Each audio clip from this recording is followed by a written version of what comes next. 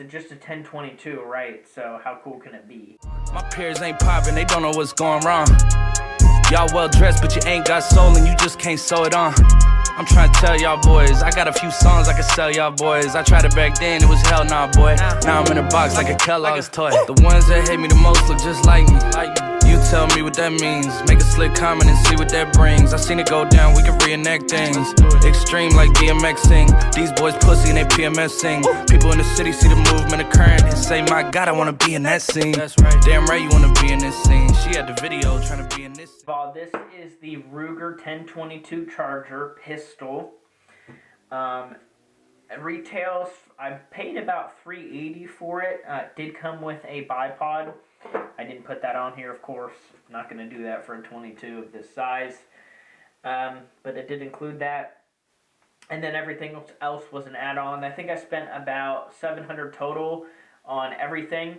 Now, I don't have all the parts on the table here. I'm still missing some stuff on the front end that is on the way, and I'm changing out the muzzle brake. Other than that, everything on here is staying. And I did shoot this today in its current condition, and I was very impressed. So the only things that I changed on here is the muzzle brake and the rail on the bottom here. Everything else should be the same. I only have two 15-rounders right now. I have 2 more on the way to me, so I'll have 4 total. Now the rail that I got on the bottom of this is, I think it's Coldwell is the brand. It doesn't mount perfectly straight.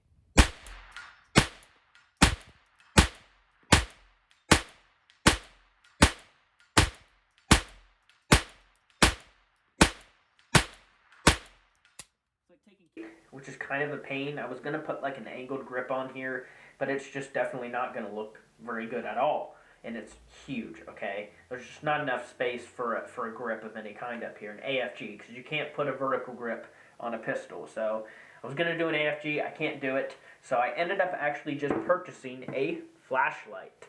So Olight had a deal going on for these PL Pros. It was $90. So I bought one. I got a black one, and it's really high lumen. Like 1500 is like the highest setting, and then they go down a little bit lower. There's like a high and a low setting. Pretty cool. I'm kind of excited for that. The reason why I went with a flashlight on this gun is because this is kind of oriented towards a survival rifle of sorts. So if I were to toss this in a backpack, fold the brace up, put it in a backpack, and basically go camping, this could kill squirrels. It can be for rabbits even, you know, small game, or plinking around, or it's just protection, and it can fit in a bag and you'll forget it's there essentially.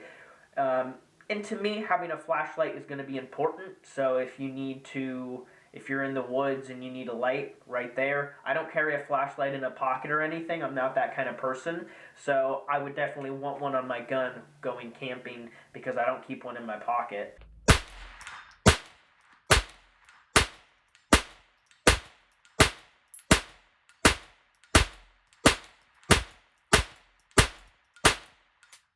Come on now, that's almost every time. Red dot will be good for low light scenarios or bright scenarios. It literally doesn't matter.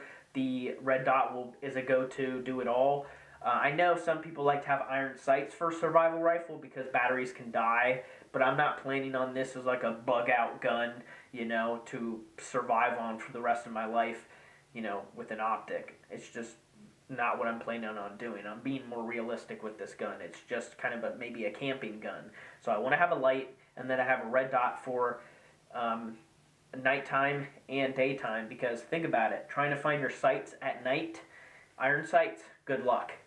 So a red dot is pretty important if you ask me. In the pistol grip, I actually have ammo. I have 30 rounds of ammo to fill up 2 mags. So again, a survival rifle, wherever this gun goes, it's got ammo in it. All right? And then obviously you can put more in a backpack. In terms of space to hold it, there's really not a whole lot of space to hold the gun, especially with the light is going to be on there. Typically I'll just hold it right here, or, I mean, look at the magazine, how angled it is. It basically is an angled grip. So you basically just tuck your hand up in here and hold it like that or like this. There's no recoil, so either way is acceptable. And if I don't have the flashlight on there, you can hold it out here. And the rail is actually pretty comfortable to hold on to, if I'm being honest. It's kind of something extra to hold on to, because the bottom without that is just the little sling stud, so it would be flat. Essentially, it's a compensator. It is closed on the bottom. Now it's just a little bit closed, and the sides are open, as you see there. Now this is just a replica that I bought off of eBay. I think it was like 35 shipped. It's pretty nice. It is 422 or 223. It's the size for that bullet, so I'm not using, a 9mm, because you have to be careful, and you got to get the right threading. So it's a 1/2 x 28 for this. It looks a lot like Knight's Armament muzzle brakes. That's essentially what it is, a clone. And again, it's open except for the bottom, and then there's little holes on the front even, which is pretty cool. Like the 40 grain, I think it's like 1,200 feet per second is what it's advertised. Not exactly sure what it gets out of this 10-inch, but maybe somewhere around that, 1,200 feet per second. And I basically sighted it in for 100 yards. I do have some other brands of ammo that I'm going to try through it. I've already tried. Everything's cycled through it. I had one malfunction out of 250 rounds. I'm really happy with it. I'm pretty much going to keep this short. I've already explained everything else that I have on here. I love this thing so much. This is considered a pistol too, so it can leave state lines. So I can put it in a backpack and go on a trip in a different state. Because ultimately, I have the right to do that, right? So for SBRs, you can't do that, unfortunately. And the ATF is actually currently attacking braces. So it's like, if this had a stock on it and I made it an SBR, I couldn't even go out of state to go camp with it. So what's the point, right? So the ATF just needs to sit down and shut up. This on here does not make it, more deadly, because it's a freaking 22. It's got no recoil anyways. I can sit here and one-hand it regardless. It's just for looks. This brace completes the gun. It looks like a real gun. Without it, I hate stockless guns. Can't do it. Just hate them. Even in airsoft, can't do it. That's why all of my SMGs and rifles have a stock on it of some kind. So this, in the real world, just completes the look of the gun. Look at that. Doesn't that look awesome? And it's no more deadly than without it. So hope you enjoyed that little rant there. I'll say this is not a do-it-all, because 22 will not protect you from bears and stuff. In the states that I live, we don't have bears. We don't really have any of those types of animals. Maybe like coyotes and stuff. But I have a 9mm handgun as well that I would take with me camping also. So 9mm is definitely has a lot more output than this. This has a lot more accuracy because I can actually shoulder it. If you have any questions or anything, let me know, but definitely capable out to 100 yards. You may be able to shoot it further than that. I'm probably never going to, because again, it's a 10-inch barrel. This is for under that range. And again, it's like a varmint gun. Alright, so I wanted to show up close on how to disassemble the Ruger 1022. Literally, it's this one screw, and the whole mechanism comes out. When you do take it out, you're going to need to put the safety in the middle,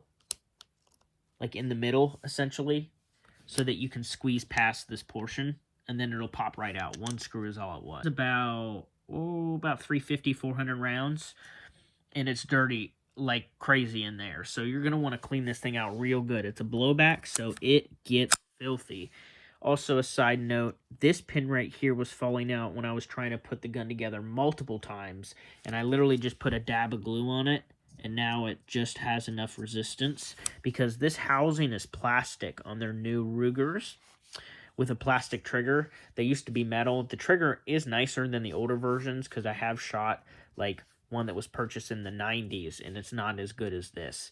I am actually going to be switching this trigger out probably for a binary trigger this summer, so look forward to that. This pin also needs removed, so 3 pins, and then the trigger housing drops, and it's as simple as that. You can see really how dirty this gets. In terms of reliability, again, I shot about 400 rounds through it today, and I had 1 jam, and I think I had 2 light primer strikes, 2 or 3, and that normally is down to the ammo.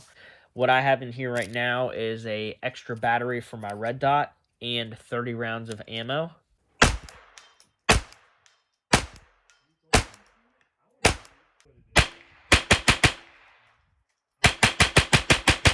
You might be able to see the company at the bottom, Eley.com. I'm not sure if that's how you pronounce that, E-L-E-Y. LA.